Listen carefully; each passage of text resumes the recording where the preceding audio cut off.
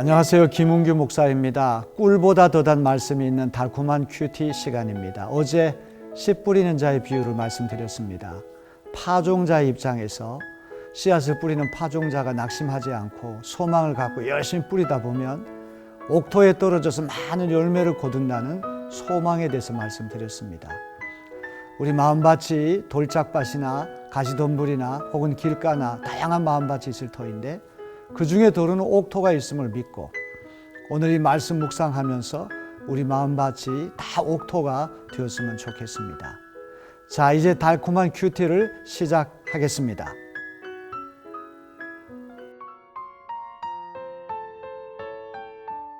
씨앗과 땅의 비유 2. 마태복음 13장 23절. 좋은 땅에 뿌려졌다는 것은 말씀을 듣고 깨닫는 자니 결실하여 어떤 것은 100배, 어떤 것은 60배, 어떤 것은 30배가 되느니라 하시더라.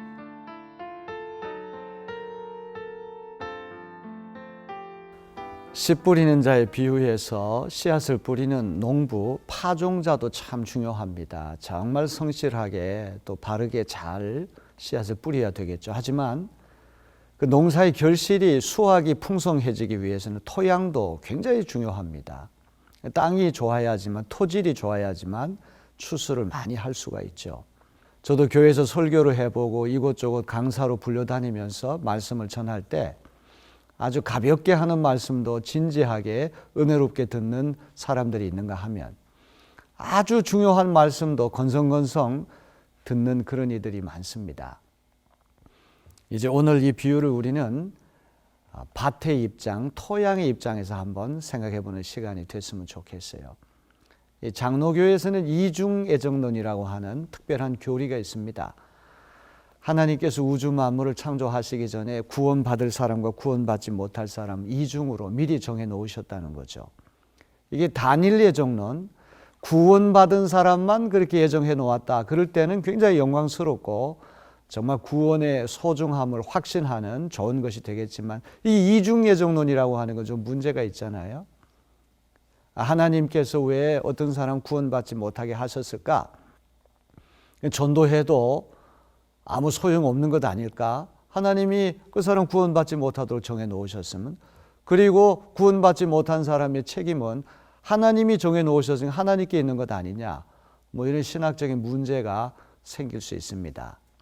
그럼에도 불구하고 마틴 루터라든지 장 깔뱅이라든지 이런 아주 굉장한 신학자들이 이중애정론을 고집한 이유는 무엇입니까? 그들이 그런 어떤 신학적인 오류를 몰랐을 리가 만무하죠. 그들이 이중애정론을 이야기하는 것은 목회 현실에서부터 왔다는 겁니다.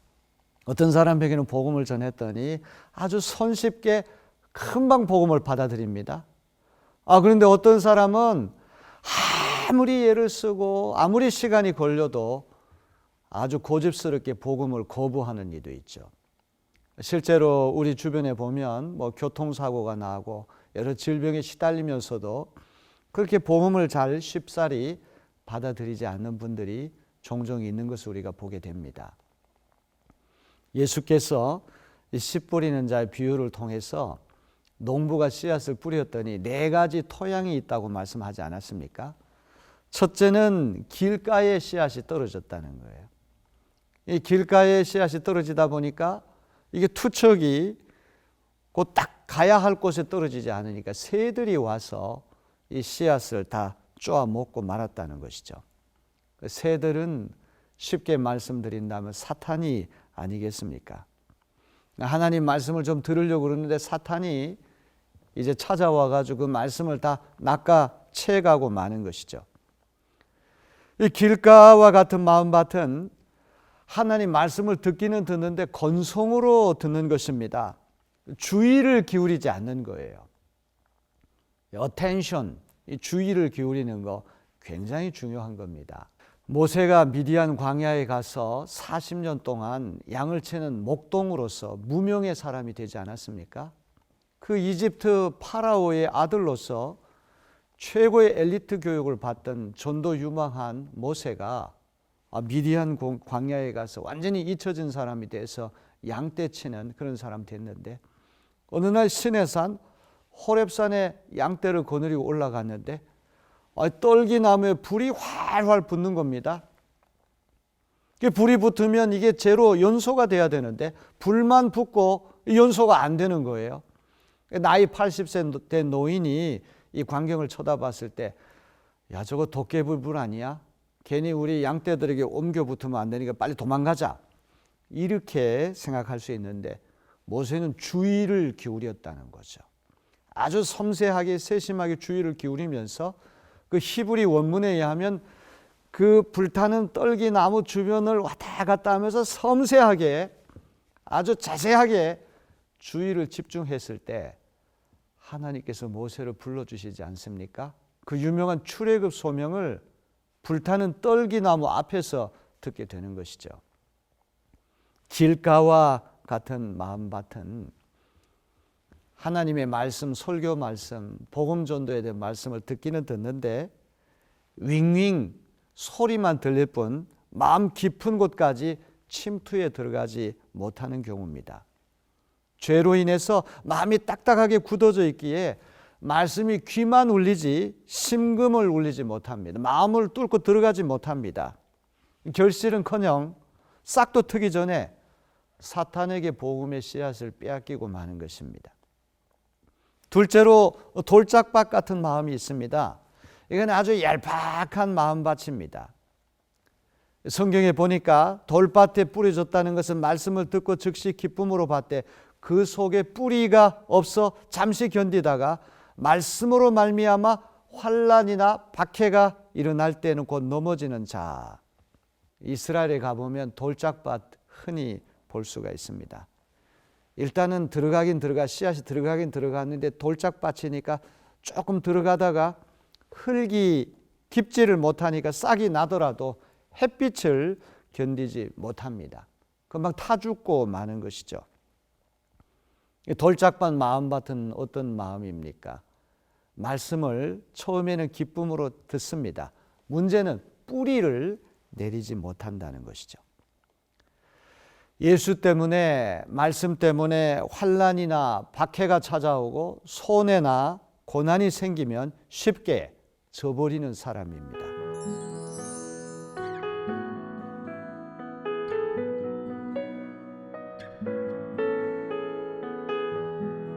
세 번째는 가시덤불 같은 마음밭이 있습니다.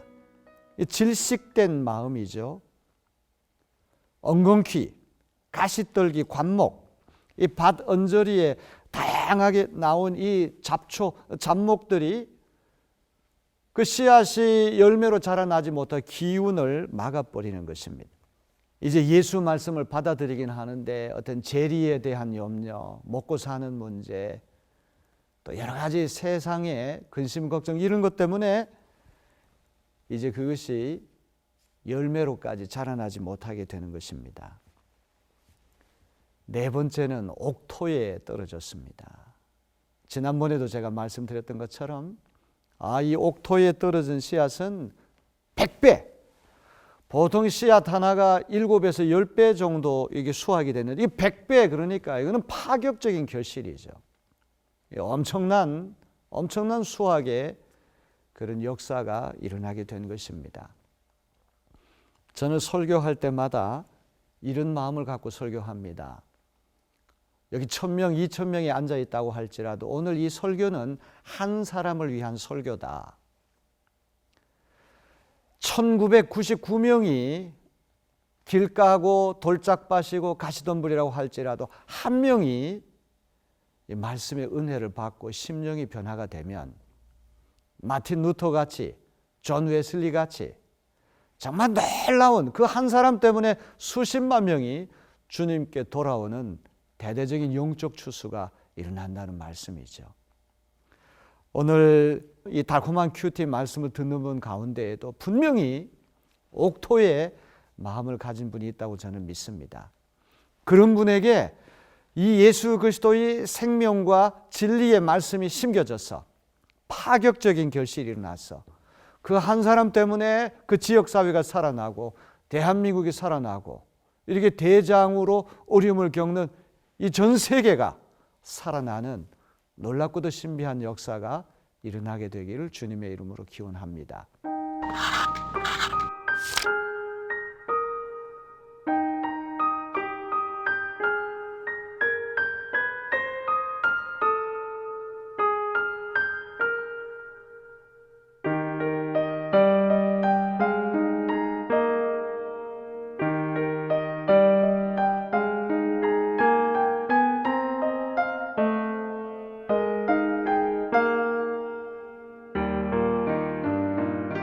무엇보다도 우리 마음밭이 길가고 돌짝밭 가시덤불처럼 황폐하고 척박한 마음밭이라고 생각되는 분은 기도해야 할 것입니다. 하나님, 내 마음밭이 옥토가 되게 도와주옵소서. 기름진 옥토가 되게 도와주옵소서. 우리 손톱이라고 하는 것 얼마나 빨리 자라납니까? 머리카락 얼마나 빨리 자라납니까? 우리 마음이라고 하는 것도 이 밭과 같아가지고 잘 관리를 하지 않으면 잡초가 끼이고 벌레가 끼이고 해서 아주 황폐한 황무지가 되고 맙니다. 우리가 주님의 말씀을 날마다 듣고 묵상하고 또 실천해서 우리 마음밭이 다 옥토가 되어서 말씀의 씨앗이 떨어질 때마다 30배, 60배, 100배의 풍성한 결실이 맺혀지기를 주님의 이름으로 기원합니다. 오늘 한날도 여러분 마음밭이 옥토가 되어서 이런저런 귀한 말씀을 들을 때마다 많은 열매가 풍성하게 맺혀지는 복된 한날 되시기를 주님의 이름으로 기원합니다. 우리 다 함께 기도하겠습니다. 자비하시고 내가 풍성하신 아버지 하나님, 우리 마음밭이 옥토가 되게 도와주옵소서. 우리가 욕심대로 살고 죄를 따라 살아갈 때 우리 자신도 모르게 길가처럼 되고 돌짝밭처럼 되고 가시덤불밭처럼 되었습니다. 열매가 도저히 맺힐 수 없는 환경이 되고 말았습니다. 성령께서 우리 마음밭을 기경해 주셔서 말씀의 씨앗이 떨어질 때마다 풍성한 수확을 거둘 수 있도록 우리 마음이 기름진 옥토가 되게 하여 주옵소서.